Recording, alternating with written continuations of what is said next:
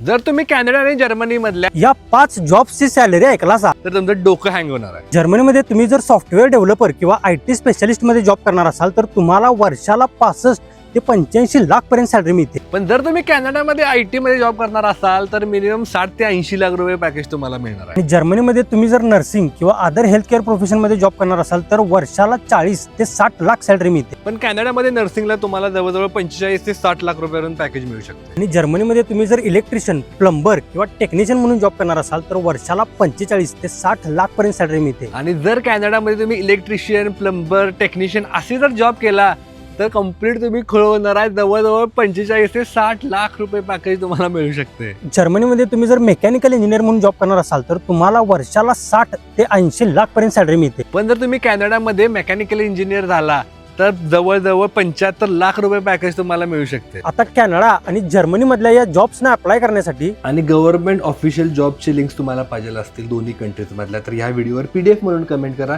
2 सेकंदात तुम्हाला त्या सगळ्या लिंक मिळून जातील. कॅनडा आणि जर्मनी मधल्या अशाच जॉब्स आणि कल्चरच्या माहितीसाठी आम्हाला फॉलो करायला लागते.